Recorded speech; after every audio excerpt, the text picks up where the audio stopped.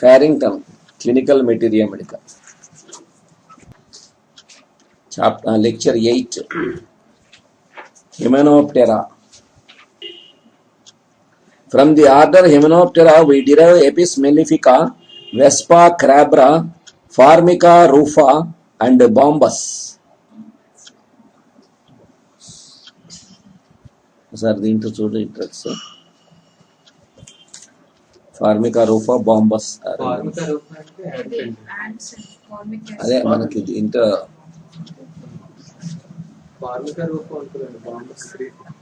Formica రూఫా drug ఉందా చూడు index లో చూడు సరిపోతుంది ఫస్ట్ పార్ట్ లో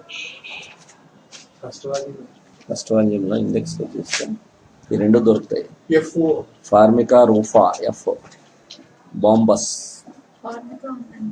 ఫార్మికా ఉందా బాంబస్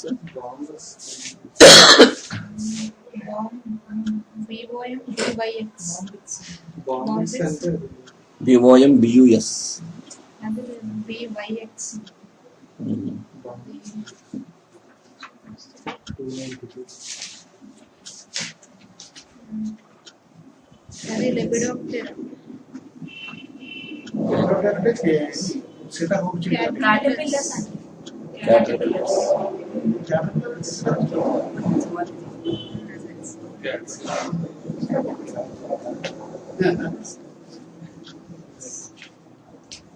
The local effects of the poisons from these insects are well known.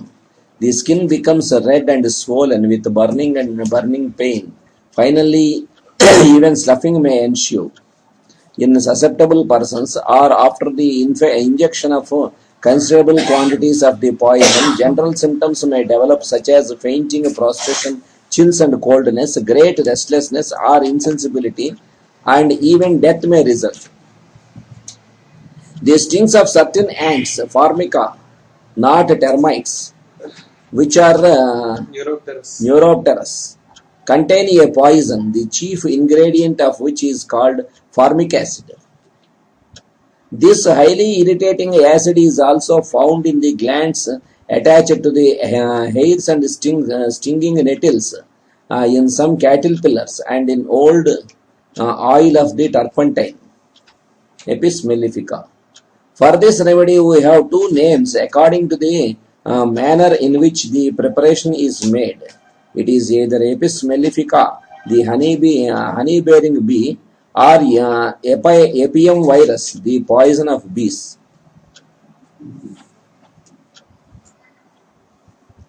The original preparations of the remedy were made in the following manner. A large white dish was placed under a bell jar in which there was a perforation through which a stick was inserted. Several hundred bees were then placed beneath the jar.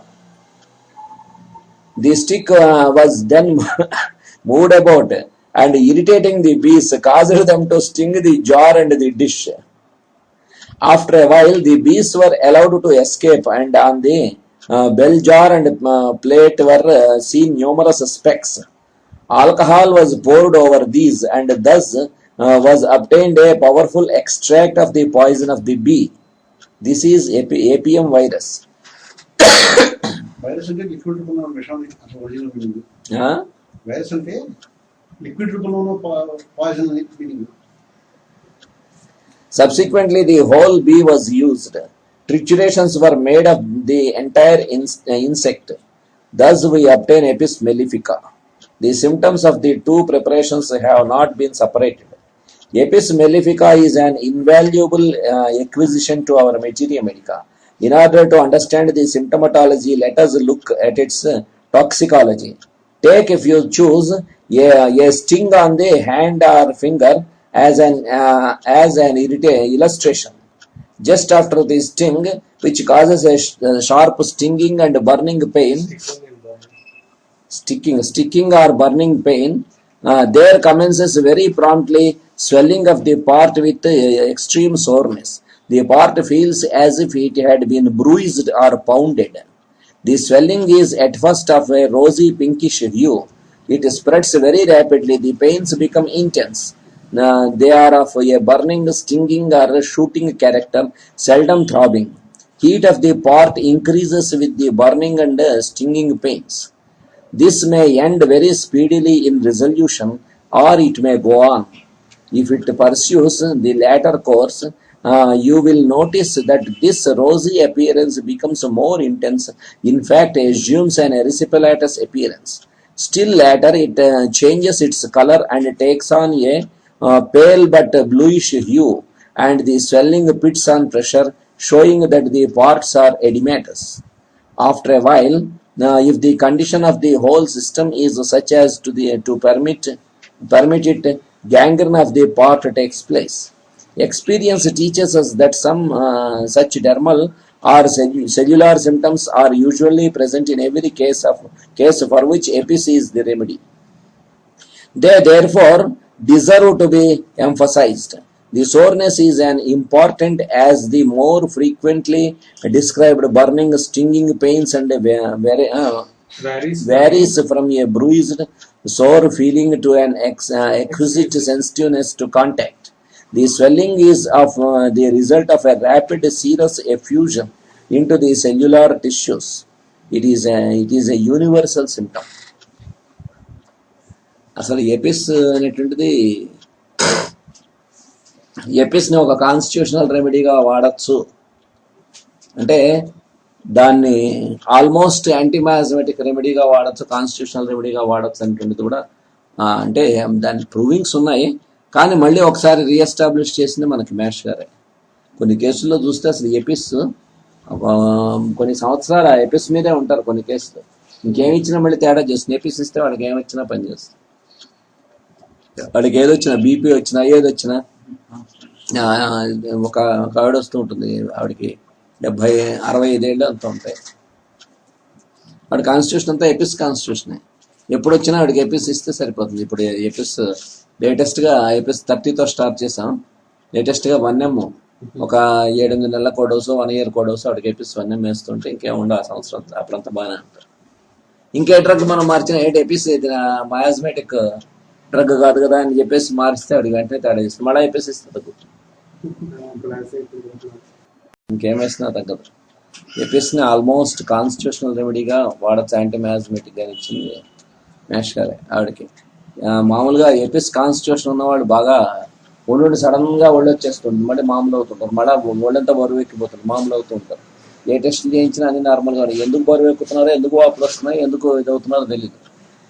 ఆ వాచినప్పుడల్లా అక్కడంతా విపరీతమైన pains వస్తాయి, joint pains వస్తాయి, చాలా హారబుల్గా ఉంటుంది. Heat అసలు భరించలేరు, చాలా చల్లగా ఉంటుంది, అవన్నీ ఉంటాయి. వాళ్ళకి ఎపిస్ ఇస్తే ఎపిస్ 200 డోస్ ఇస్తే మళ్ళీ కొన్నాళ్ళ వరకు ఇంకేం ఉండవు.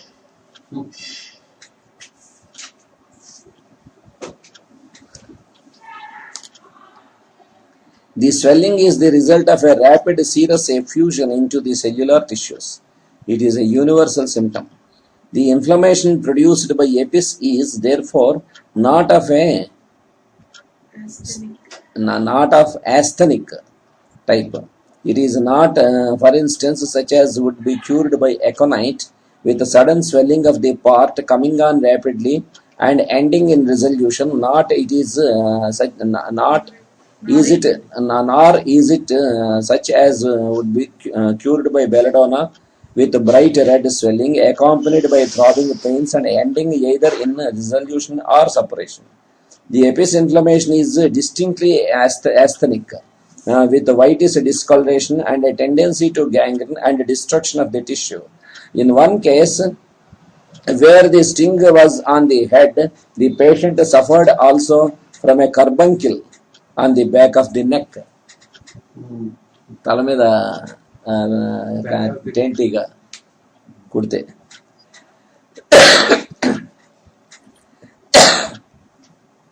The vitality is speedily and sometimes alarmingly reduced by the action of epic.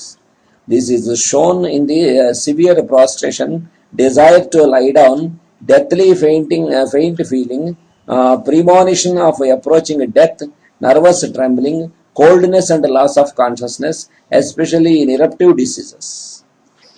Last చాలా ముఖ్యం. ఎరప్టివ్ ఫీవర్స్లో సాధారణంగా ఎపిస్ బాగా ఇండికేట్ అవుతుంది. ఆ ఎరప్టివ్ ఫీవర్స్లో ఆ ఎరప్షన్ బయటికి రాకుండా ఇలాంటి సిమ్టమ్స్ అన్ని డెవలప్ అవుతూ ఉన్నట్టయితే బాగా వీక్ అయిపోతూ ఉంటాడు. బాగా చూస్తే బాగా రెస్ట్లెస్గా ఉంటాడు. మొహం అంతా ఉబ్బి ఉంటుంది. చూస్తే వాడికి విపరీతమైన ఫీవర్ ఉంటుంది. ఒక రకమైన రెస్ట్లెస్నెస్ ఉంటుంది. ఇవన్నీ కూడా ఆ కేసుల్లో కూడా ఎపిస్ ఇస్తే ర్యాష్ అంతా బయటకు వచ్చి పేషెంట్ సేవ్ అవుతాడు అనేటువంటి ఆస్పెక్ట్ కూడా ఆల్మోస్ట్ ప్రెసెంట్ టైంలో మ్యాష్ గారు ఇచ్చింది, ఇంకెవరు ఇవ్వలే. అలాంటి స్టేట్లో ర్యాష్ బయటికి రావడానికి ఎపిస్ ఇస్తారనుకోవడం కూడా చాలా మంది తెలియదు. ఎపిస్ ఇస్తే వాడికి వెంటనే ఈ కండిషన్స్ తగ్గి ర్యాష్ అంతా బయటికి రావడం మొదలు పెడుతుంది. ఎరప్టివ్ ఫీవర్స్ వస్తే వాడు సేవ్ అవుతాడు. The heart is weak, beats slowly or almost imperceptibly with pulselessness at the wrists. In the majority of cases calling for EPIS, the nervous system is irritated, notwithstanding the accompanying prostration. The patient is excitable and dances with excessive joyousness. She laughs at the greatest misfortune as she would at a comedy. She is always changing her occupation and will not keep steadily at anything. As will be inferred from the symptoms mentioned, EPIS may be employed in states of mind resembling hysteria. The fidgetiness, restlessness, excitability, and ill-timed laughter, together with fickleness at work, have led to its successful use in nervous girls. In addition, it has been observed that they are awkward, dropping things, and then laughing in a silly way at their clumsiness. అది తెలియకుండా వస్తువులన్నీ పడిపోతూ ఉంటాయి. ఆ పడిపోయినప్పుడు దాన్ని వాళ్ళు ఆ రకంగా తీసుకోకుండా దాన్ని ఎలా వాడైతే దాంట్లో మనకి డిస్క్రైబ్ చేస్తాడు కదా, నేట్రమూర్లోనూ చెబుతాడు, ఎపిస్లోనూ చెప్తాడు, వీటన్నిటిలో డిస్క్రైబ్ చేస్తాడు కదా. The sexual passion is too active and they are prone to jealousy. The confusion of mind and unconsciousness just noted indicate the remedy in severe adynamic forms of disease, such as malignant scarlatina, diphtheria, typhoid fever, etc. A complete stupor after apoplexy is said to have yielded to EPIS when opium failed.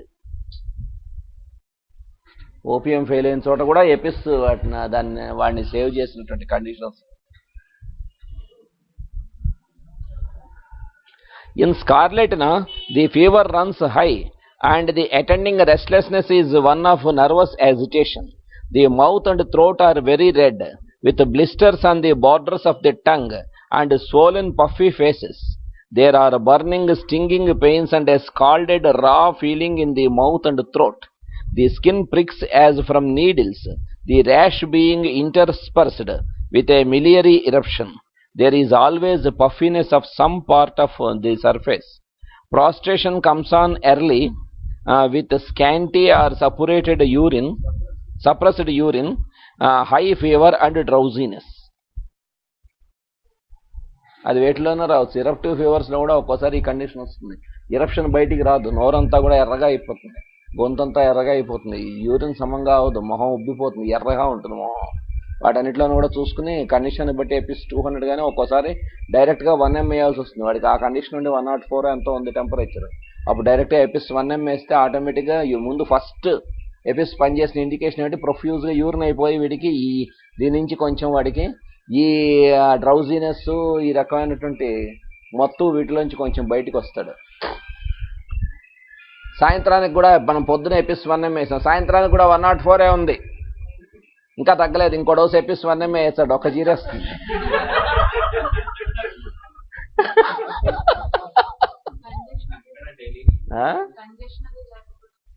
Congestion అది లేకపోయినా కూడా ఈ conditions ఎందుకంటే eruption లోపల ఉంది, అది లోపల suppress అయిపోయింది, బయటికి రావట్లే.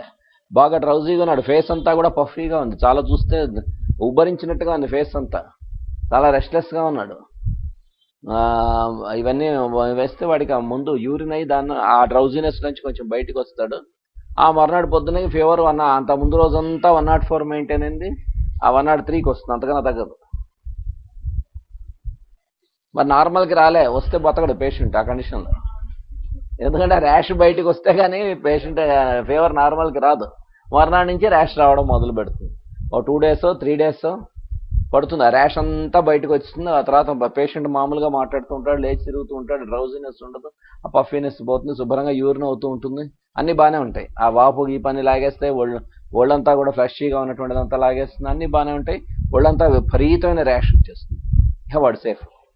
అయ్యి బాబా ఇంత ర్యాష్ వచ్చేసింది అనుకో కంగారు పడుతూ ఉంటారు తెలియకపోతే. వచ్చింది కాబట్టే బతికాడు వాడు, అది రాకపోతే పోయి ఉండేవాడు.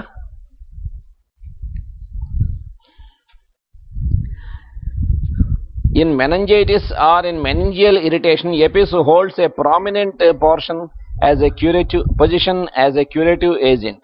It is often the remedy, no matter what the ailment, when shrill outcries in sleep lead to a suspicion of cerebral irritation.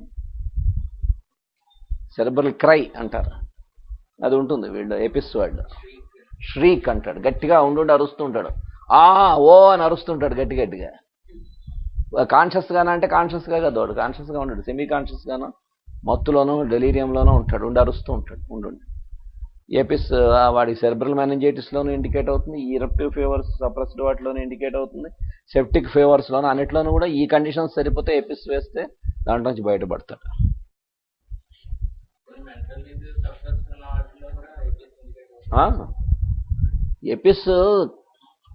Apis ఒకటి మ్యాష్ గారు ఇచ్చిన దాంట్లో అసలు మామూలుగా అయితే ఎపిస్ని చాలా మనం మామూలుగా చదివితే ఎక్కడైనా సరే చెప్పేది ఏంటంటే అదేదో మామూలు surface acting short acting remedy లాగా చెప్తారు. కానీ ఇవన్నీ చూస్తే చాలా డీప్ యాక్టింగ్. మ్యాష్ గారు ఇచ్చినటువంటి కాన్స్టిట్యూషనల్ రెమెడీస్ గ్రూపింగ్లో ఎపిస్ ఒకటి ఇచ్చారు. ఎపిస్, లెకసిస్, సల్ఫర్ ఇవన్నీ ఒక గ్రూప్ ఇచ్చారు. చూస్తే అసలు ఎపిస్ వాటి ప్రకారం చూస్తే యాంటీమాస్మెటిక్ రెమెడీ లాగా పనిచేస్తుంది. కొన్ని కాన్స్టిట్యూషన్స్ కంప్లీట్గా మార్చేస్తుంది Apis.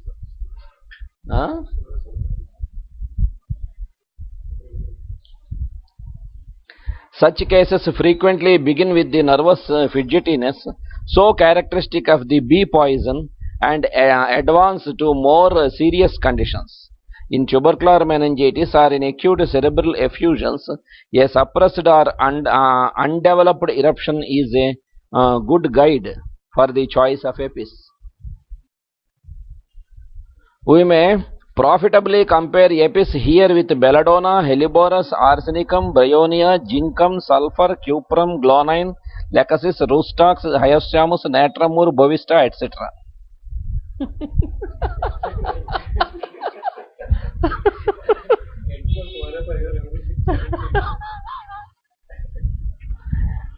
Belladonna is a doubtless frequently employed when EPIS would suit better.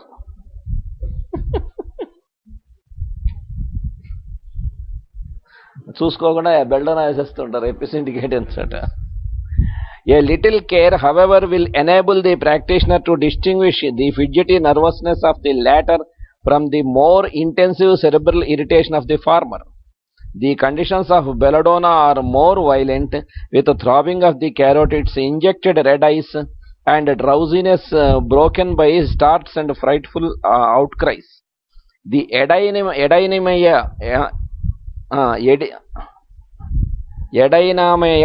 of is much less than in EPIS లో కన్నా. If the disease is scarlatina, the rash is smooth and bright red but not miliary. The skin is hot and the face red, or in some cases pale, but not pale and edematous as in EPIS. అంత బాగా రెడ్డిష్గా ఉంటుంది బెలడోనాలో. The cervical glands may be swollen, but there is not the cellular infiltration with an erysipelatous blush as in the bee poison. If there is meningeal irritation, belladonna is needed when the congestive symptoms are intense. EPIS when the nervous agitation predominates, with a shrill cry which betokens stabbing, piercing pains or excitement. In meningitis, belladonna is decreasingly indicated as the symptoms of effusion increase, while EPIS is increasingly indicated as long as the symptoms of irritation obtain and the cephalic cry is marked. Helleborus claims precedence when the irritation of EPIS gives place to mental torpor with want of reaction. అంటే ముందు Apis లాగా start అయ్యి Apis వేసినా ఒక్కోసారి మనం అది miss అయిపోయినా తర్వాత ఏమైపోతాడో అంత ఇరిటబుల్గా, అంత హారబుల్గా, అంత గొడవ చేస్తూ, అంత అరుస్తూ ఉన్నవాడు కాస్త బాగా డల్ అయిపోతాడు. హెలిబోరస్ వాడు అలాగే పడి ఉంటాడుగా, ఉండి అలా పడి ఉంటాడు. The four head is wrinkled, the pupils dilated, and the lower jaw tends to drop. The sopor is complete. There are automatic motions of one arm and one leg. The forehead is bathed in cold sweat. In such cases, Helleborus may bring about reaction so that another remedy will cure. Helleborus వేసిన తర్వాత ముందు అసలు వాళ్ళు ఆ dull అయిపోతున్నాడు, మొత్తం nervous system అంతా కూడా ఇంకా డల్ అయిపోతున్నాడు, వెళ్ళిపోతున్నాడు, లోపలికి వెళ్ళిపోతున్నాడు. వాడిని మళ్ళీ యువతలు లాగుతుంది హెలిబోరస్ వేస్తే. లాగిన తర్వాత హెలిబోరస్సే వాడిని సేవ్ చేయొచ్చు, లేదా తర్వాత ఇంకేదైనా రెమెడీ ఇండికేట్ అయ్యి అదైనా సేవ్ చేయొచ్చు. In typhoid fever, they differ widely. EPIS, although it has great weakness, apathy, and stupor, has a dry, blistered tongue and exquisite soreness of the abdomen. Helleborus has complete sensorial apathy, dark, sooty nostrils, slow pulse, and no response to touch or pressure. హెలిబోరస్లో టంగ్లో కూడా చాలా పిక్యూలియర్గా ఉంటుంది typhoid వాటిల్లో. నాలుక జాపమంటే అదే Rhus tox వాళ్ళలో అయితే రెడ్డిష్గా ఉంటుంది నాలుక, especially tip of the tongue. అదే యాంటీమ్క్రూడ్లో అయితే వైట్ కోటెడ్ టంగ్ ఉంటుంది. కానీ హెలిబోరస్ వాడికి టంగ్ రెడ్, కొంచెం వైట్, కొద్దిగా వైట్ కోటింగ్ ఉండి రెడ్ డాట్స్ ఉంటాయి. టంగ్ అంతా డాట్స్గా ఉంటుంది tongue, especially outer part, latter 2/3. Bryonia bears some slight resemblance to EPIS, especially as it may be needed, like the latter, for cerebral effusions following suppressed exanthemata. The sensorium is benumbed, but the senses are not so perverted as in either EPIS or Helleborus. There is a constant chewing motion. The face is dark red, the lips parched. When offered a drink, it is taken hastily and impatiently. If the child is moved, it screams with pain. Later, when the sensorial depression amounts to sopor, Helleborus follows well, even if the chewing motion and hasty drinking continue. అంటే హెలిబోరస్లో కూడా ఆ chewing motion అనేటువంటిది ఉంటుంది ప్రామినెంట్గా. హెలిబోరస్లో ఉంటుంది, క్యాల్కేరియాలో కూడా ఉంటుంది, calcarea కార్బులో కూడా. EPIS follows if the sopor is accompanied by a more shrill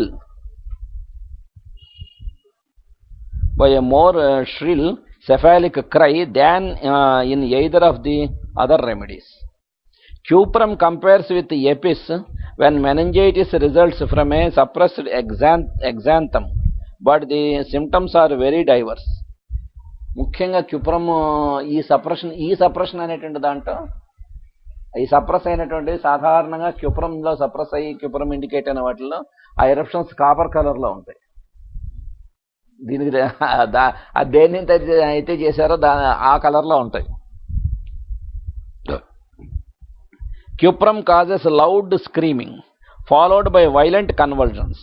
The thumbs are clenched and the face is pale with blue lips. The eyeballs are constantly rotating. ఈ రకంగా ఈ clenching of thumb అనేటువంటిది కానీ, blueness of face కానీ, blueness of lips కానీ, ఇవన్నీ క్యూప్రమ్కి బాగా indicate చేస్తాయి. ఫిట్స్లో అయినా ఇండికేట్ అవుతుంది. ఒక్కోసారి ఆస్తమాలో కూడా క్యూప్రమ్ అంతా ఫాస్ట్గా ఇండికేట్ చేసి బయటికి లాగేస్తుంది. ఒక కేసులో చూసాను, చాలా హారబుల్ అసలు.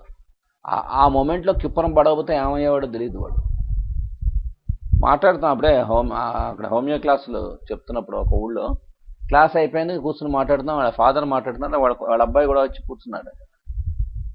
మాట్లాడుతున్నాడు, సడన్గా వాడికి ఇక్కడ పట్టేసి ఊపిరాటంలో రాను బాగా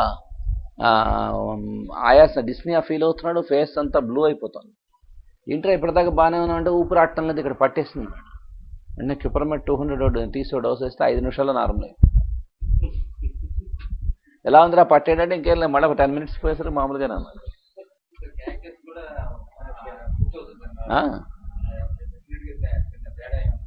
క్యాక్టస్లో నీకు ఈ బ్లూనెస్ అదే ఉండదుగా. క్యాక్టస్కి నీకు ఈ బ్లూనెస్ ఉండదు, పట్టేస్తుంది టైట్నెస్. నీకు ఈ ఊపిరి ఆడవడం బ్లూనెస్ అవి కాదు, టైట్నెస్. ఇలా వాడికి రాను టైట్నెస్ పెరుగుతుంది. ఇలా ఏదో ఒక పెట్టి తిప్పేస్తే ఎలా ఉంటుంది అలా అయిపోతూ ఉంటాడు వాడు. క్యాక్టస్ కన్నా కూడా ఆ కండిషన్ మోర్ డేంజరస్ క్యూప్రమెట్. అందుకే క్యూప్రమెట్లో ఉండేటువంటి ఈ బ్లూనెస్ ఉందే, blueness of lips, blueness of face, ఈ టైట్గా అయిపోవడం, దీంట్లో మేష్ గారు ఇచ్చినటువంటిది మేష్ గారు ఇచ్చింది ఇంకెక్కడ ఎవరు ఇవ్వలే. పిల్లలు గుక్కబట్టి అలాగే బిగుసుకుపోతారు, బ్లూ అయిపోతూ ఉంటారు. ఉండి కొంతమంది పిల్లలు ఏ చిన్నది వాళ్ళు అడిగింది వద్దన్నా, ఏ చిన్నది వాళ్ళని కాంట్రడిక్ట్ చేసినా బాగా గుక్కబట్టేస్తారు. గుక్కబట్టి అలా ఉండిపోతూ ఉంటారు, బ్లూగా అయిపోతూ ఉంటారు. చాలా సరే వెళ్ళిపోతారు కూడా.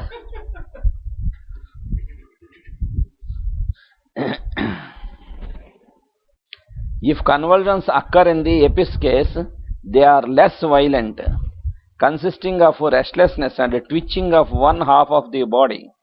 The other half is lame and trembling. Much more closely related in suppressed eruptions is sulfur. The two follow each other well. Eruption suppress అయిన వాటిలో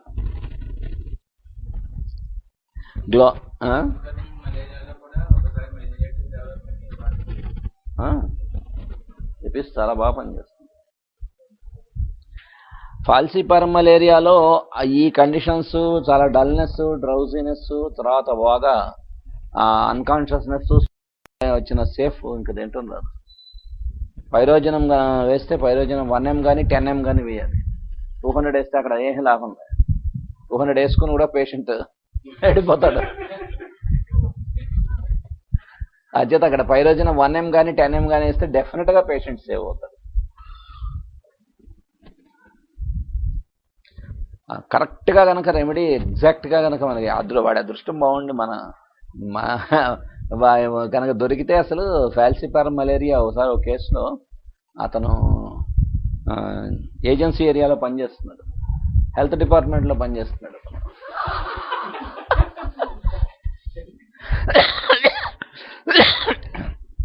అయితే పబ్లిక్ హెల్త్ కదా అది.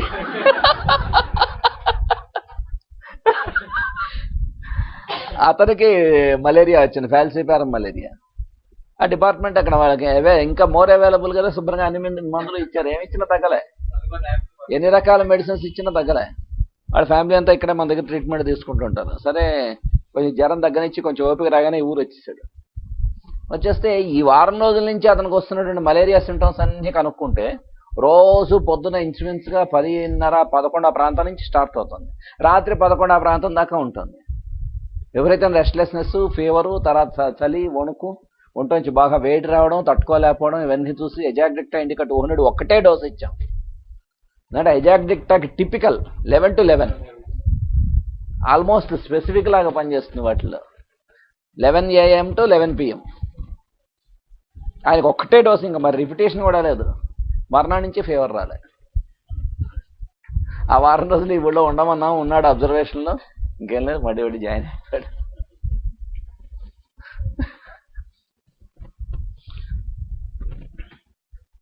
అయితే మామూలు మలేరియా అయితే కొన్ని రోజులు డ్రాగ్ అయినా పర్వాలేదు, మహా అయితే వాడు ఎనిమిక్ అవుతాడు, అంతకన్నా ప్రమాదం ఏం లేదు. సెరిబ్రల్ మలేరియాలో మామూలు మలేరియా అదే వైవాక్స్, ప్లాస్మోడియం వైవాక్స్ అయితే ఉతికి బారేస్తుంది, మహా వైలెంట్గా ఉంటుంది. పేషెంట్ చూస్తున్న వాళ్ళందరూ భయపడిపోతారు, కానీ సేఫ్. ఈ ఫాల్సిపారం మలేరియా వాడు పాపం గొడవ చేయడు, చాలా సైలెంట్గా ఉంటాడు, కానీ ఫ్యాటల్. అదే Glonine, like Apis, has the cephalic cry. There is a sensation as if the head were enormously expanded. Spasmodic vomiting of cerebral origin is most prominent in the former, as is also in intense congestion and throbbing.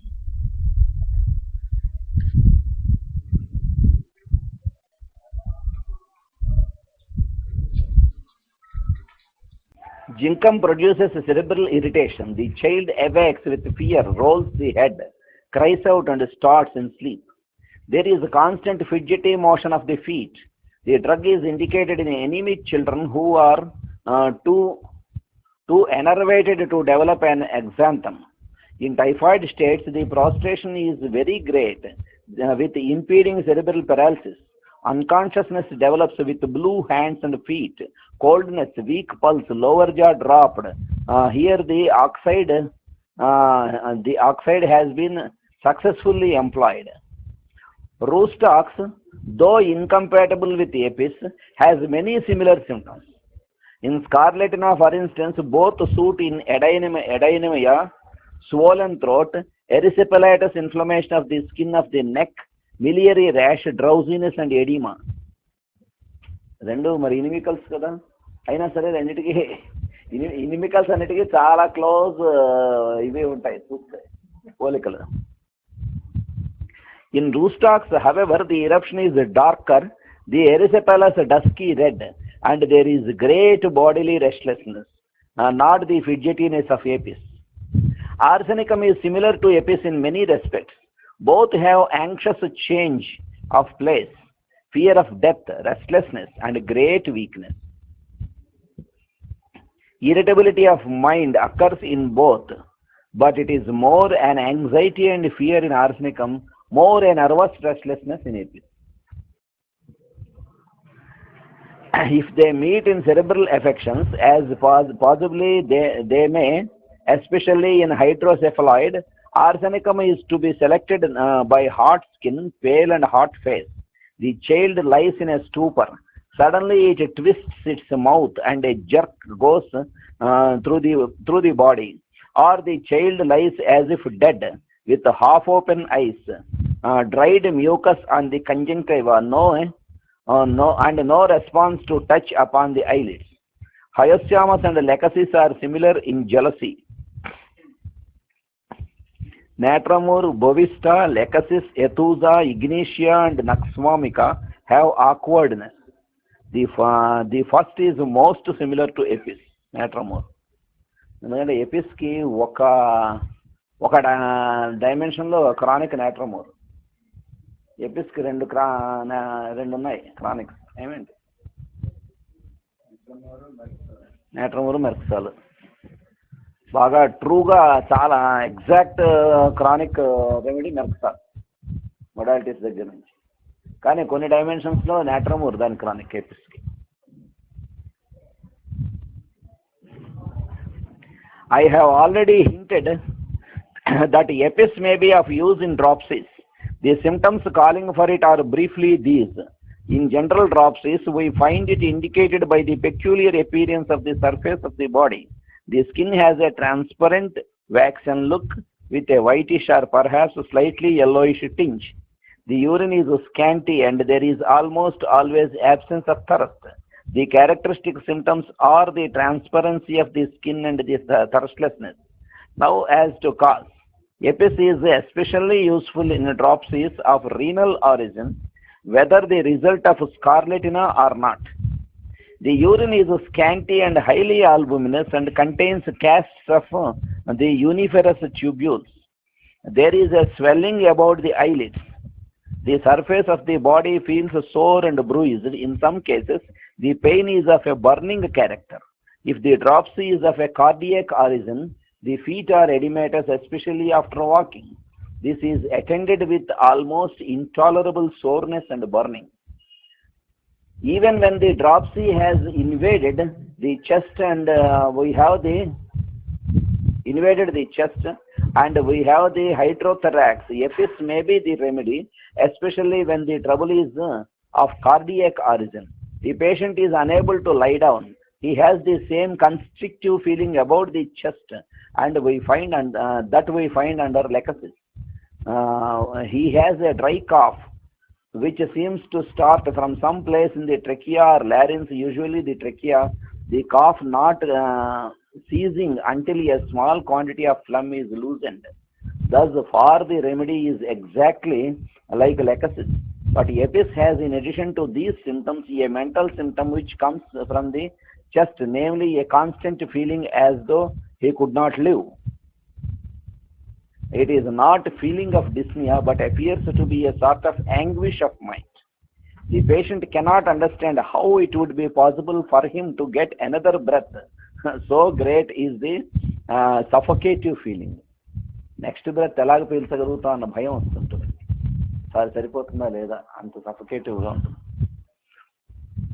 Associated with these chest symptoms, the patient often has a strange feeling as though he were going to die, but there is not the intense fear and sthenic fever of aconite, nor the great restlessness of arsenicum, but more of the fidgety anxiety. In pleuritis with exudation, Epis is one of the best remedies. We have to bring about absorption of the fluid. Epis and sulfur will cure the majority. Epis and sulfur will cure the majority of these cases. కానీ ఈ వీటిల్లో indicate cure అవుతుంది, కానీ ఏ remedy ఎగ్జాక్ట్గా indicate అవుతుందో అదే observe చేసేస్తుంది. ఒకసారి ఒక కేసులో ఆయనకి విపరీతమైనటువంటి ఫ్లోరసీ విత్ ఎఫ్యూజన్ కేసు, బాగా ఎఫ్యూజన్ వచ్చింది, బాగా ఫీవరు, బాగా సఫర్ అవుతున్నాడు ఆయన. రైట్ లంగ్లో బాగా నీరు పడిస్తుంది, ఆ ఊపిరి పీల్చుకోలేకపోతున్నాడు, బాగా ఆయాసపడుతున్నాడు. ఒక 3-4 రోజులు అలోపతికి వెళ్ళాడు కానీ తగ్గలే, మళ్ళీ వచ్చాడు. అంతకుముందు మన ట్రీట్మెంట్లోనే ఉన్నాడు. సింటమ్స్ అన్ని చూసి లైకోపోడియం 1 వేస్తే ముందు ఆయాసం తగ్గింది, ఫీవర్ తగ్గింది. 1 వీక్ అయిన తర్వాత మళ్ళీ ఎక్స్రే తీస్తే ఫ్లూయిడ్ లేదు, తగ్గిపోయింది.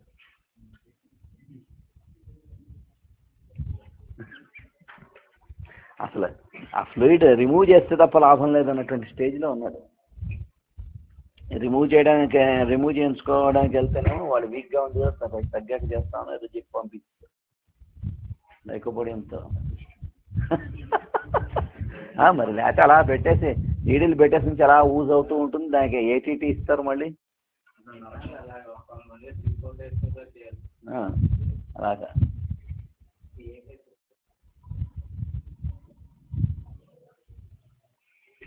Epis also acts on the synovial membranes, giving a perfect picture of synovitis, particularly when it affects the knee.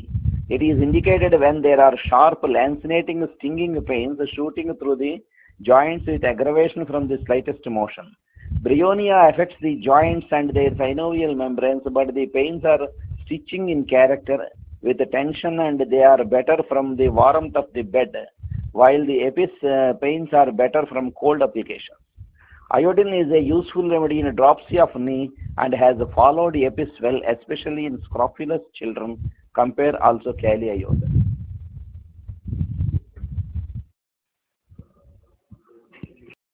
We have still another form of dropsy in which Epis is a remedy, namely dropsy of the brain, a condition which is used to be called hydrocephalus. It is not so often indicated in true hydrocephalus, that is, when from some mechanical causes there is inflammation set up in the membranes of the brain followed by accumulation of serum, but it is in tubercular meningitis that this remedy is useful. Epis is here indicated in the first stage. The symptoms which call for it are these: the child bores its head backward into the pillow and rolls it from side to side. Every little while the child arouses from sleep with a shrill, piercing cry. This peculiar shriek is due to pain. One side of the body twitches and the other lies as if paralyzed. Strabismus అంటే helleborus లో అది keynote గా ఉంటుంది, దీంట్లో కూడా ఎపిస్క్రై అని అరిచి చూపించారు.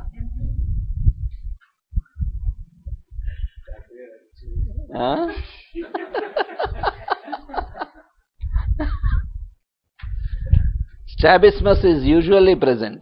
The pulse is rapid and weak and the urine scanty. There is no remedy which can do any good in this stage if Epis does not. Epis has a peculiarity which I should mention, and that is slowness of action. Sometimes you will have to wait 3 or 4 days before you notice any effect from its administration. ఒక dose వేసిన తర్వాత కంగారు పడి ఇది meningitis కదా వెంటనే 6 hours అయ్యేసరికి పని చేయలేదేమో అనుకోవద్దంటున్నాడు. 3-4 రోజులు పట్టొచ్చు అంటున్నాడు. మార్చేస్తే ఇంకా రెమెడీ తప్ప ఇంకేది సేవ్ చేసేది ఉండదు, ఇంకా ఆపం లేదు. స్ట్రామోనియం గురించి మాస్టర్ గారు అదే చెప్పారు. టైఫాయిడ్ ఫీవర్స్లో కానీ మిగతా పాయిజనస్ ఫీవర్స్లో కానీ ఒక్కోసారి స్ట్రామోనియం వేసినప్పుడు 104 టెంపరేచర్ ఉంటుంది. 103 104 టెంపరేచర్ ఉంది. వాడికి చూసి మొత్తం వాడి డెలీరియం అవి చూసి వాడికి టైఫాయిడ్ స్ట్రామోనియం అనే వేస్తాను. వేసిన తర్వాత 3 hours అయినా 104 తగ్గదన్నారు. ఇక అసలు 6 hours దాకా ఏమీ మార్పు రాదన్నారు. ఆయన క్లియర్గా చెప్పారు. ఆ ఆస్పెక్ట్ మాస్టర్ గారే చెప్పారు. ఒక 5 to 6 hours దాకా నీకు ఏమీ చేంజ్ ఉండదు. డెలీరియం తగ్గిందా పోనీ తగ్గలే, ఫీవర్ తగ్గిందా 104 టెంపరేచర్ అన్ని గంటలుంటే ఏమైపోతాడు పేషెంట్? ఏమైపోడు.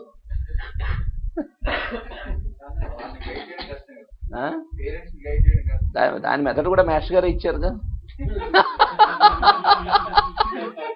మనం ఏం చేయక్కర్లే. మాస్టర్ గారు ఇచ్చిన మెథడ్ అలా ఫాలో అవుతుంది. వాళ్ళు కూడా చక్కగా మనతో కోఆపరేట్ చేస్తారు.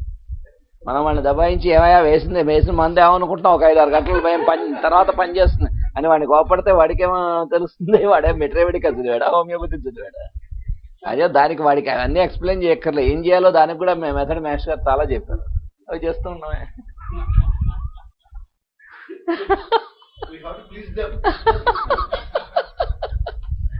అదేదో వాడికి ఒక 5-6 hours అయిన తర్వాత నుంచి వాడికి ఇంప్రూవ్మెంట్ దేంటో కనిపిస్తుంటే ఫస్ట్ డెలీరియం తగ్గుతుంది. ఆ ఇంటెన్సిటీ తగ్గి వాడికి అలాగా బెటర్మెంట్ వచ్చి ఒక 10 hours అయ్యేసరికి బాగా డెలీరియం తగ్గి కామ్ అవుతాడు. ఒక 24 hours అయ్యేసరికి కన్సిడరబుల్గా ఫీవర్ తగ్గుతుంది. 2 degrees దాకా. మరి 104 నుంచి 102కి వచ్చి ఆగిపోయిందిగా. 24 hours 2 degrees అయినా తగ్గడం, అంతకన్నా తగ్గే అవకాశం లేదు. లోపల ఉన్నటువంటి డిసీజ్ పెథాలజీ వలన ముందర అక్కడ చేంజ్ రాకుండా టెంపరేచర్ తగ్గడానికి ట్రై చేస్తే ఏమవుతుంది? పేషెంట్ కోమాలో గడుపుతాడు ఇలాంటి కండిషన్స్లో. ఈయన చాలా క్లియర్గా చెప్తున్నాడు. 3-4 days కూడా నువ్వు ఎపిస్ వేసి ఆ కండిషన్లో మార్పు రావడానికి 3-4 days కూడా ఒక్కోసారి వెయిట్ చేయాల్సి వస్తుంది. మార్పు రాదంటున్నాడు అప్పటిదాకా.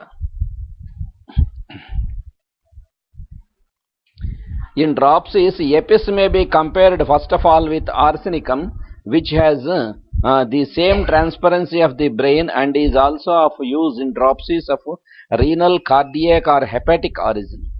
The differences between the two remedies are these. Arsenicum has intolerable thirst, but the patient usually drinks only a small quantity at a time because water annoys the stomach.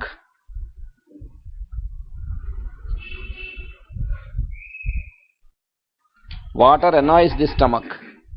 Eating and drinking both cause vomiting. I have seen cases in which even a single teaspoonful of medicine provoked vomiting. నీళ్ళలో కలిపి మందు ఏంటంటే అది వేసినప్పుడులా వాంతి అవుతూ ఉంటుంది. మందు నీళ్ళు వేసినా వాంతి అవుతుందండి అంటారు. The patient exhibits marked restlessness. Another remedy for comparison is Epocinum cannabinum.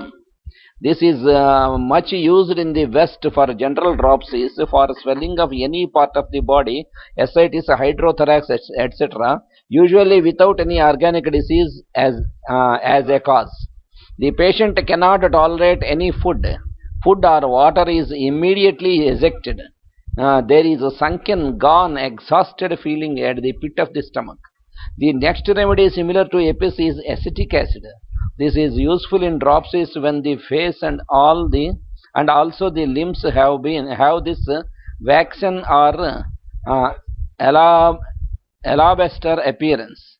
It is especially indicated when the lower parts of the body, that is the abdomen and the limbs, are swollen.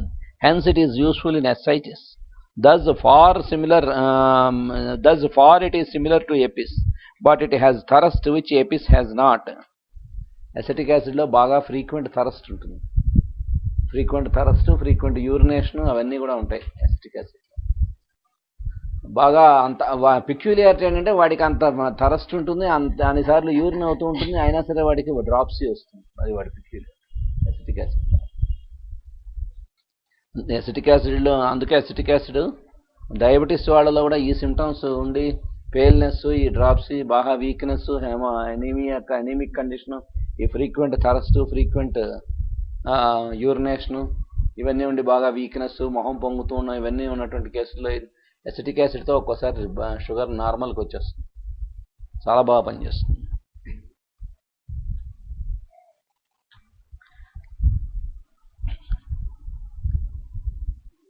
But it has a thirst which Apis has not.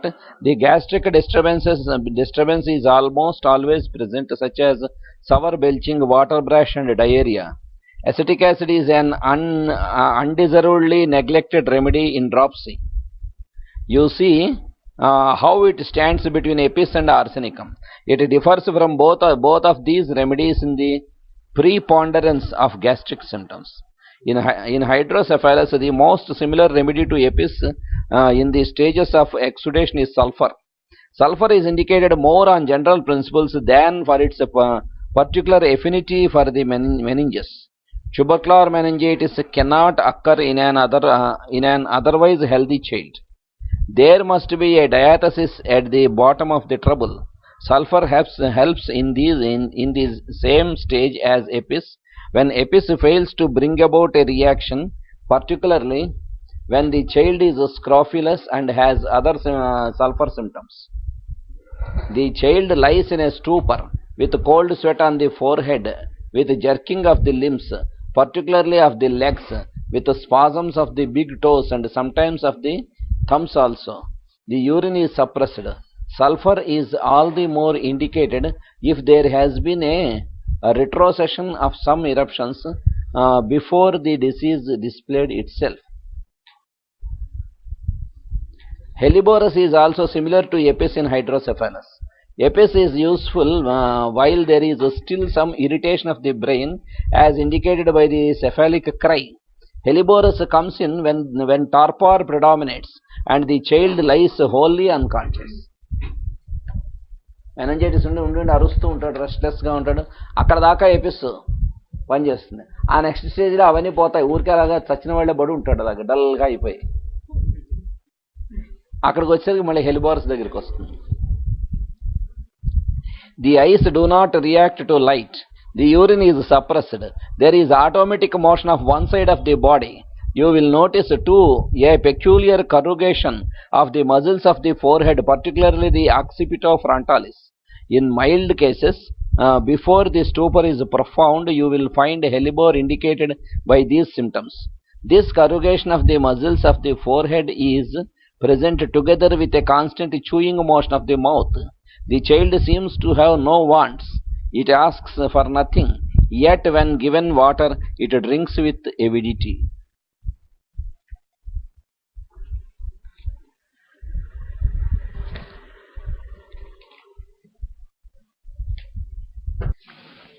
Now a word respecting the differences between belladonna and Apis. Belladonna is not usually indicated in tubercular meningitis. It is the remedy above all others for simple meningitis, but not for the tubercular form of the disease.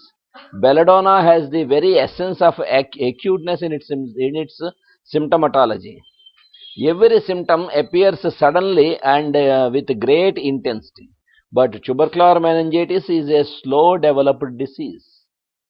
అది ఫాస్ట్గా ఏ మిగతా meningitis లాగో లేకపోతే వీటిలాగో రాదు కదా. If the premonitory symptoms are violent, however, you may use belladonna in tubercular meningitis in the stage of hyperemia with acute pains, restless tossing about, crying out in sleep, and boring the head into the pillow, but it ceases to be a remedy when the exudation is established. The range of action of belladonna is at an end when that of Apis begins. కాబట్టి అక్కడ ఉన్నటువంటి స్టేజ్లో అక్కడ ఒక్కోసారి belladonna తాలూకు stage అయిపోయాక Apis stage begin అవుతుంది. There is another remedy which sometimes comes in between belladonna and Apis, and that is bryonia, which acts on serous membranes, causing a copious exudation. It is indicated after belladonna.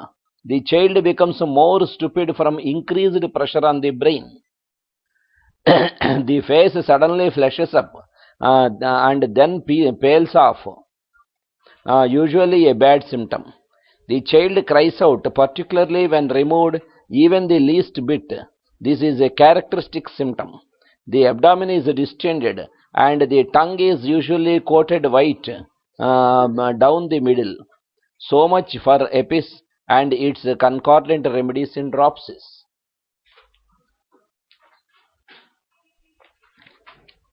The next use we may make of EPIS is in erysipelas. It is useful particularly in erysipelas of the face when the inflammation commences under or about the right eye and spreads. When the inflammation అన్నాడు ఇక్కడ. When the inflammation commences అన్నాడు.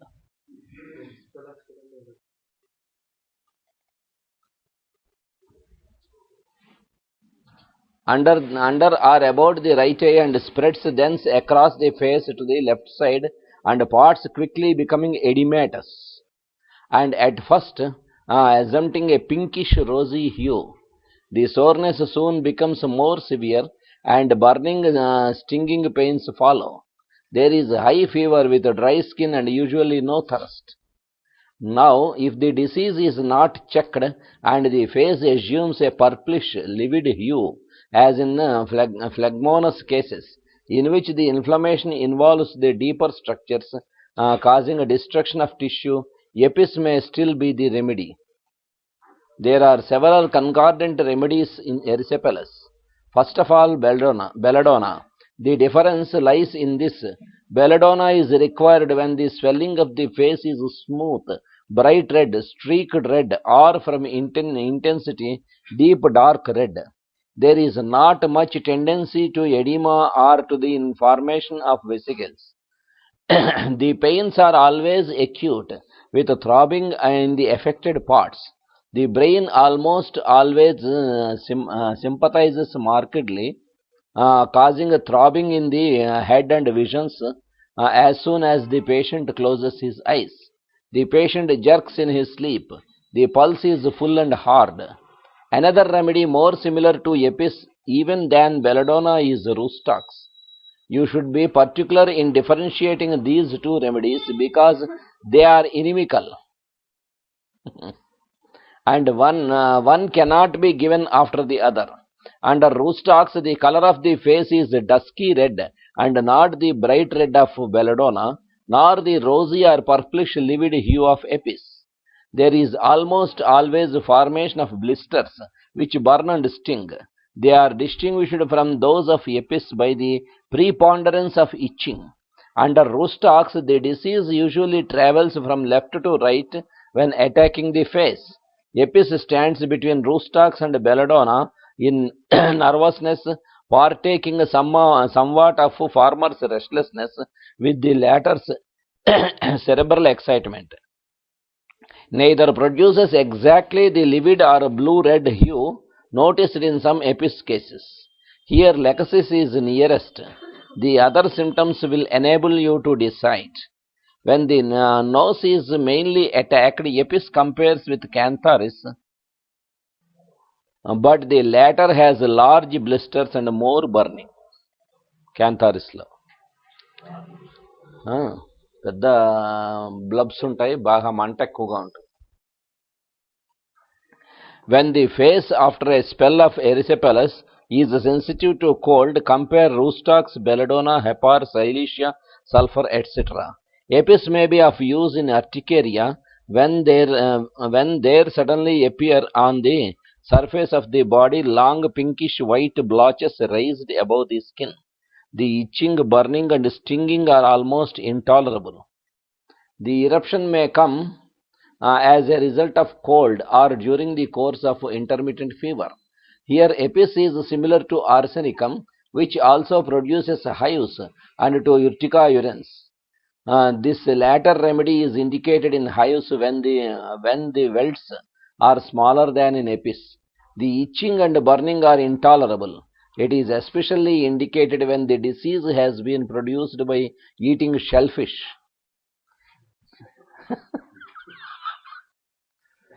Terebinthina and copaiva are also useful in urticaria after eating shellfish. Calibromatum is indicated when the hives occur with nervous diseases. Roostocks is to be thought of when they are an accompaniment of ague or rheumatism. Bovista is required when they are attended with diarrhea, these stools being followed by tenesmus and burning. Pulsatilla comes in when the hives are of gastric or uterine origin. Calcarea austriarum is especially suited to chronic cases, and sepia and rumex are indicated when the trouble is worse in the open air, and latter especially if worse while undressing. రూమెక్స్లోనూ సోర్ణంలోనూ కూడా చాలా కీనట్. ఇంటికి వచ్చి వాడు బట్టలు మార్చుకుంటూ ఉండగా fiddle చాలా ఎక్కువైపోతుంది.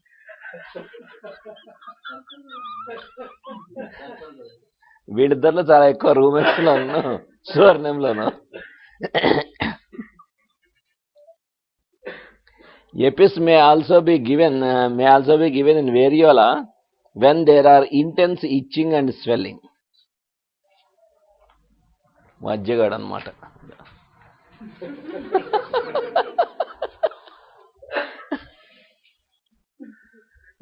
గోకులవాసులు.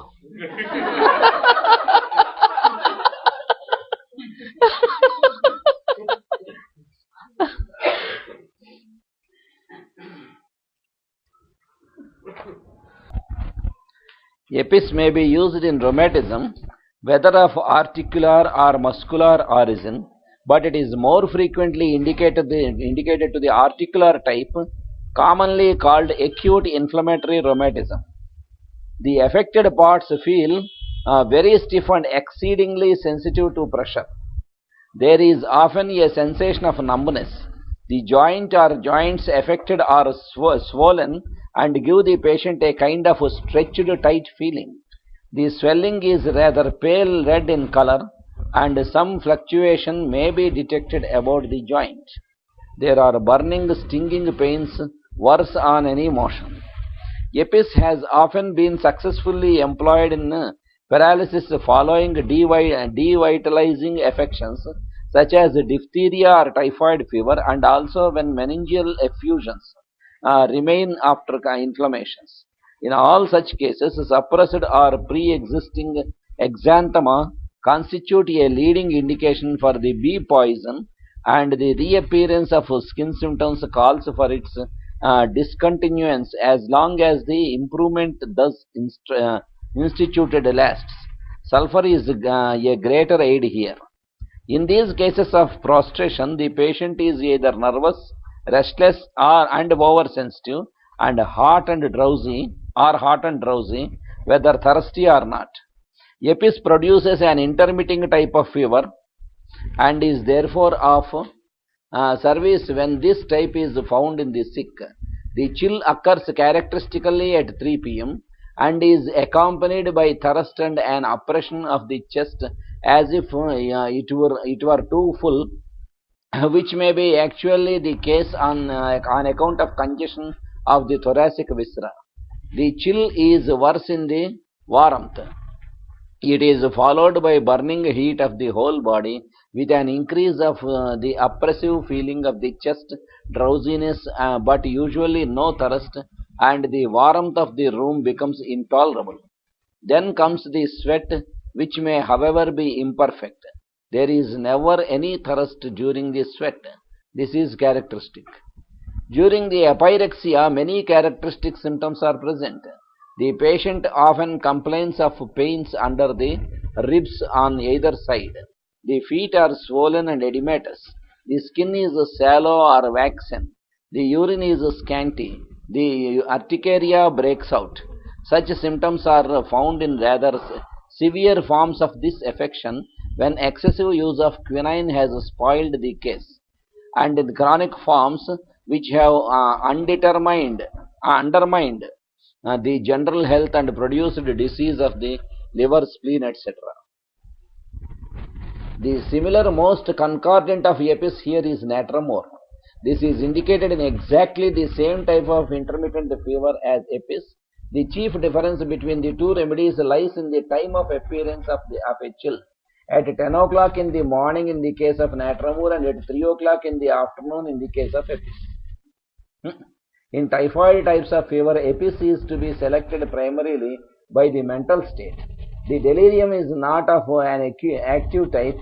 The patient lies in a stupor with muttering. The face is either flushed red or more frequently pale and waxen, wearing a look of anxiety as from a visceral disease or a happy expression.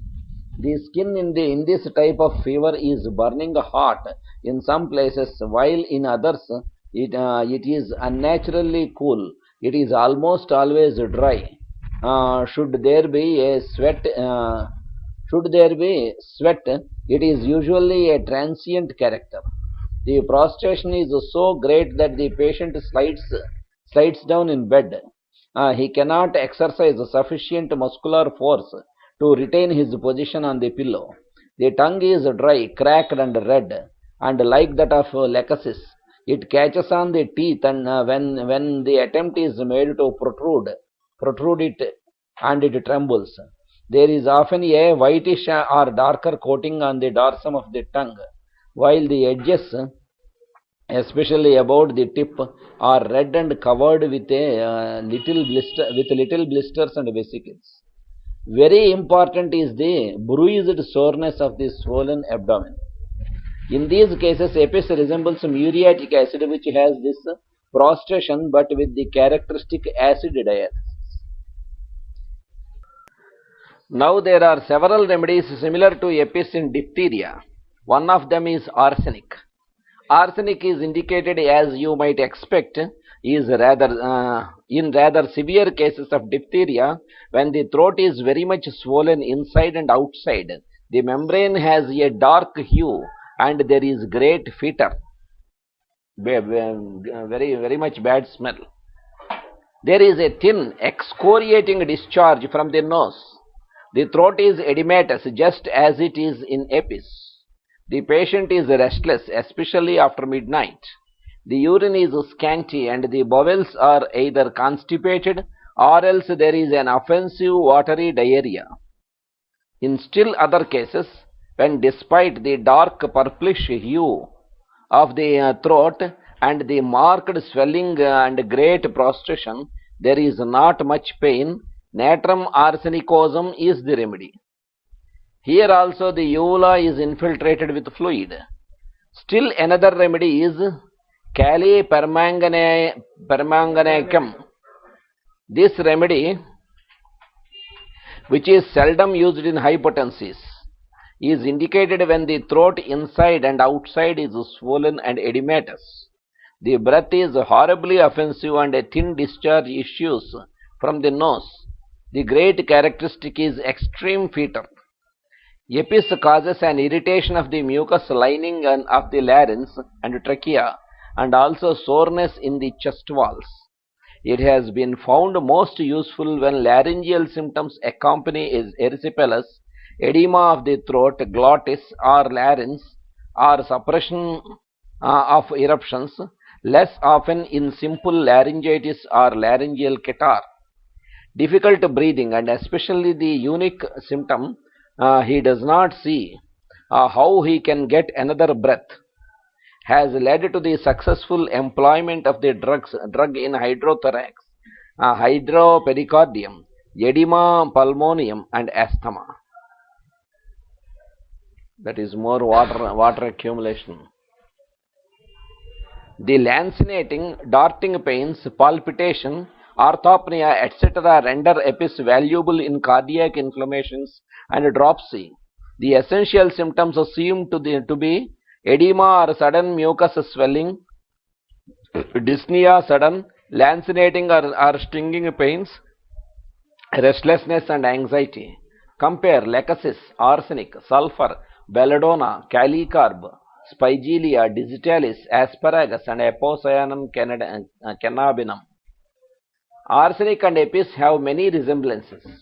So apparently alike are the restlessness, changing of place and dyspnea, that one remedy is often given when the other should be. The best distinction lies in the fidgety restlessness peculiar to EPIS. If dropsy obtains, both may be needed in pale, tensely swollen limbs, but EPIS often has redness, itching, or an erysipelatous condition present, as well as thirstlessness. Belladonna is too often mistaken for EPIS in laryngeal affections. The latter has more edematous swelling with consequent dyspnea, the former more spasmodic constriction. In cardiac affections, arsenic, apocyanum, digitalis, and asparagus bear some similarity to EPIS, especially in great debility and dropsy. Apocyanum is needed when the pulse is small and weak, the heartbeat irregular, now weak, now stronger, and there is a sinking at the epigastrium. Asparagus suits in the aged with weak pulse and pain about the left acromion. Digitalis causes a duffy appearance of the skin. The pulse is slow or weak, quickening with every bodily movement, and a gone, deathly sick feeling develops in the epigastrium soon after eating. The cough of EPIS is frequently encountered in cases where this remedy is needed. It resembles more or less Lachesis, Carbovage, Rumex, Belladonna, Chamomilla, Crotalus horridus, Nux vomica, Bryonia, Ignitia, Arsenic, and Hyoscyamus. Lachesis, Nux vomica, Bryonia, Hyoscyamus agree in adherent mucus. But Lachesis has intolerance of touch, even of clothing, about the neck, a symptom not marked in EPIS except with the sense of suffocation. Rumex has a teasing, persistent cough aggravated by cool air or by anything which increases the volume or rapidity of the inspired air. Chamomilla differs mentally. Nux vomica cures cough from adherent mucus high up in the trachea, but there is a rough, scraped feeling in the throat.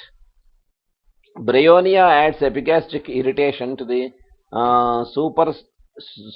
suprasternal, and the pains in the trachea and chest walls are sharp, stitching as well as bruised, aching. Ignitia induces a nervous cough, and the more the patient coughs, the more annoying is the irritation.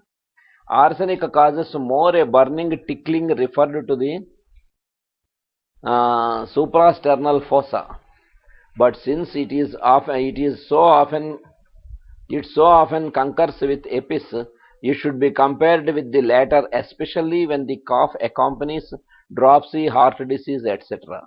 Belladonna may be misapplied for EPIS, but can be distinguished by its greater constriction of the throat and deeper inflammatory redness. Carbovage agree in hoarseness, rawness, and tickling cough, but the irritation is as from vapor of sulfur.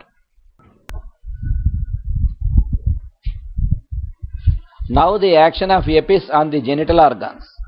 EPIS is often indicated in diseases of the female organs. Nearly all the brewers experienced symptoms referable to the uterus and ovaries. There is increased sexual desire with stinging in the ovaries. This is sometimes a symptom in widows, and EPIS will often relieve it. Tendency to abort at and before the third month.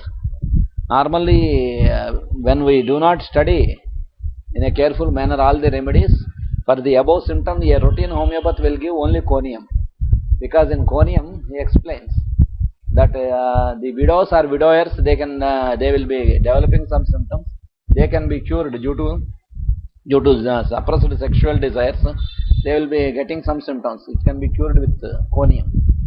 But in some cases, these types of medicines also will have.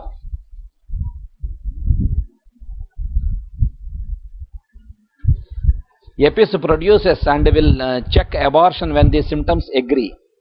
Therefore, it must be given cautiously during pregnancy, because if given in low potency and frequent dosage, it may bring about a miscarriage, especially before or at the third month.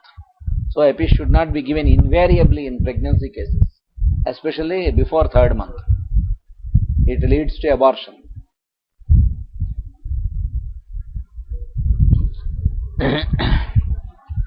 We may use it in amenorrhea when we have congestion of the head as a result of the suppression of the flow, bearing down in the uterine region, thirstlessness, and intolerance of heat. Particularly, it is indicated in girls with this amenorrhea at the age of puberty. They are nervous, hysterical, awkward, and silly. It is not a natural awkwardness, but one that comes from incoordination of the muscles. With these symptoms, there is a flushing of the face. We may also use Epis in the affections of the ovaries, especially of the right side. It holds the same relation to the right ovary that lachesis does to the left. Right ovarian affections, Epis will be indicated, and also there are some remedies which are almost specifically they are indicated, especially in cysts, ovarian cysts. They are more frequently indicated, but we should take other symptoms also. Palladium is one of the remedy. Palladium, caladium, in right ovarian cysts. In left ovarian cysts, murex is one of the most important remedies.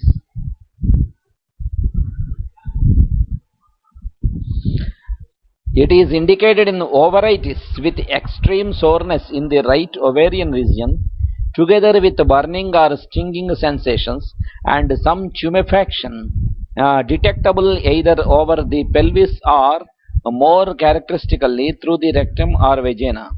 In ovarian cysts, Epis is an excellent remedy to control the growth, especially if the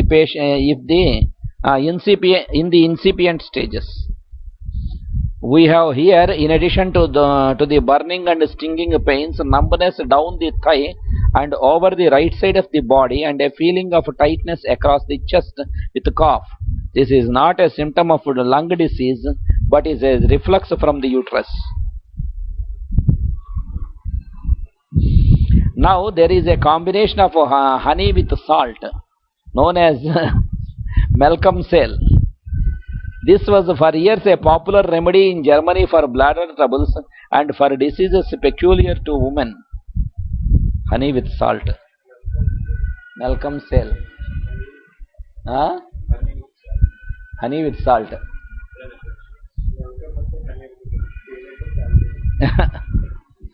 I have used this remedy in prolapsus uteri and even in chronic metritis, especially when associated with subinvolution and inflammation of the cervix.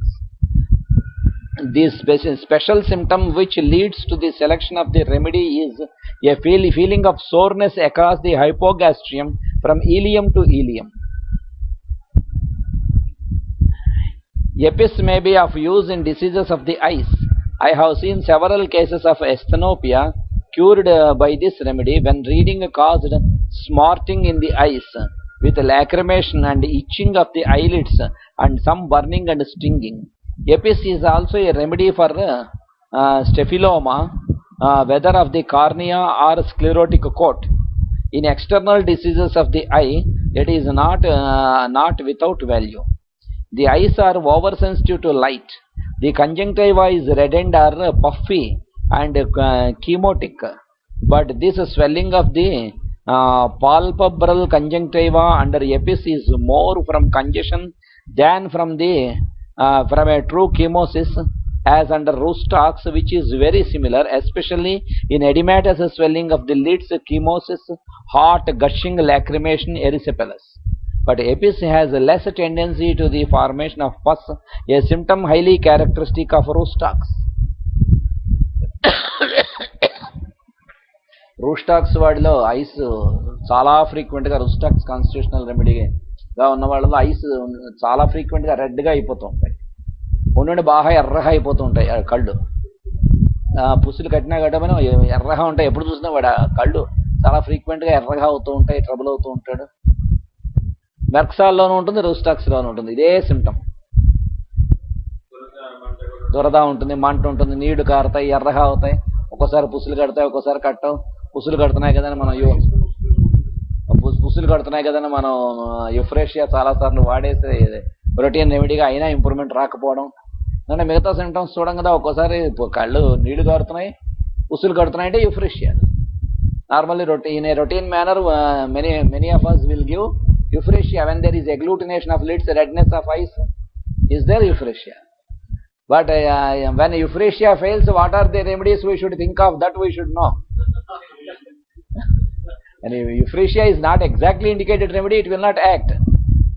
మొహమాటం ఏం లేదు మందులకి, మనంతటి వాళ్ళం ఇస్తున్నాం కదా, పని చేయాలని ఏం లేదు.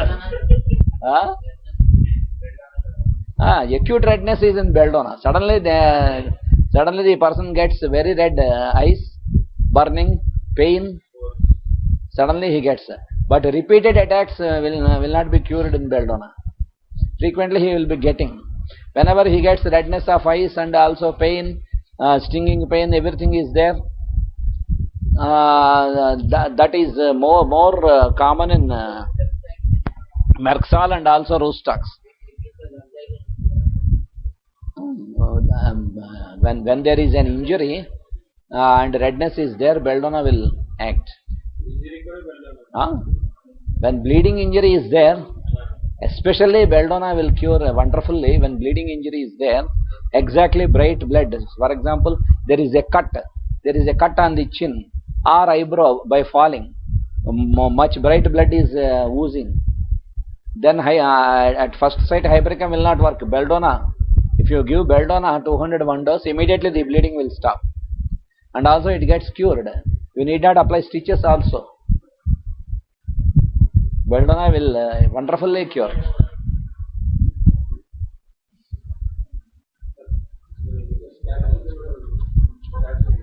Staphysagria,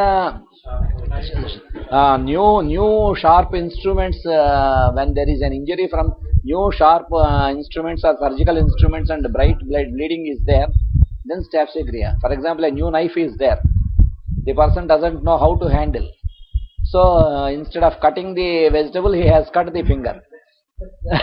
Much blood is being oozed. Immediately if you give staphysagria 200, the bleeding will stop. Even though you give hypericum, nothing will happen. No, bleeding will be continuing even after taking hypericum.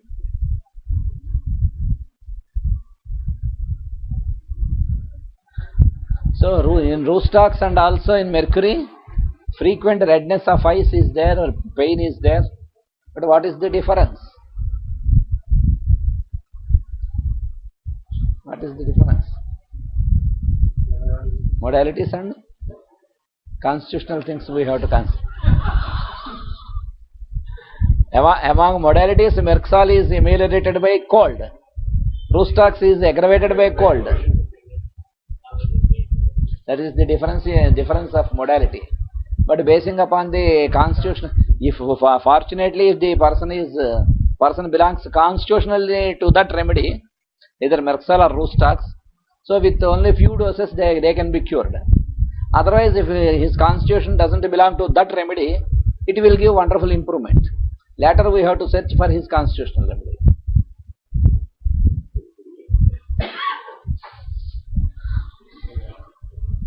In the former, the pains are stinging. The time of exacerbation is the evening, and cold water relieves the inflamed lids. In if erysipelatous, the lids are a bluish red looking watery as if semi-transparent. In the latter, the pains are worse at night, particularly after midnight. Warmth relieves. The erysipelatous lids are of a dusky red and together with the cheeks, and are studded with small watery vesicles. The pains in Rustax are usually of a drawing, tearing character. Although in erysipelas they may be burning or stinging, but with more itching and in the than in the bee poison. The eyelids often feel heavy and stiff. Arsenic compares with Epis in hot tears, violent pains, and edematous lids, but the lacrimation is more acrid. The edematous lids are pale, not bluish red. The palpebral conjunctiva and the edges of the lids are very red. The restlessness is more pronounced. Relief is usually obtained from warm applications, though the scrofulous patient can open his eyes in the cool open air but not in the room, even if dark. The symptoms are worse, worse at and after 12 p.m.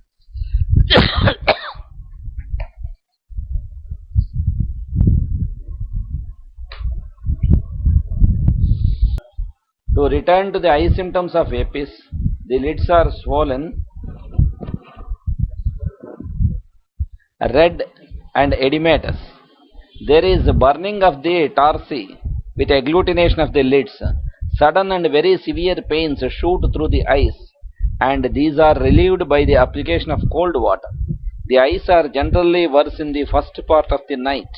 Apis is often indicated in scrofulous ophthalmia, in which affection it is often followed by karybichromicum.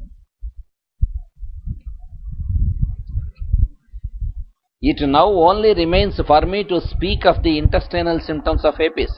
It may be of value in diarrhea, such for instance as comes on during the course of typhoid fever or scarlatina, or as the result of the debilitating influence of continued heat. You will find it useful in the diarrhea of children who are very much debilitated.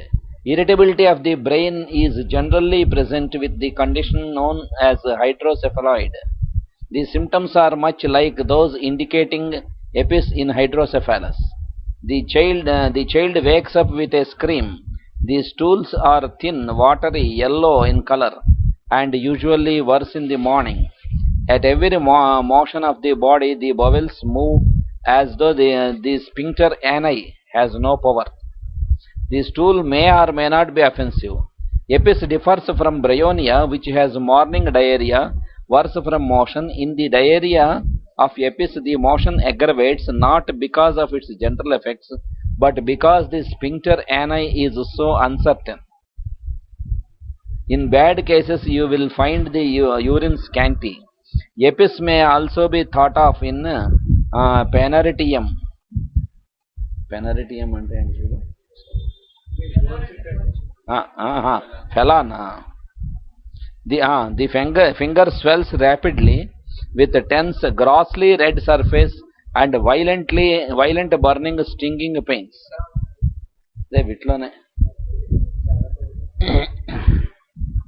In this respect, it is very similar to sulfur and may be followed by sulfur when its action is imperfect. Modalities. Apis has general relief from cold applications.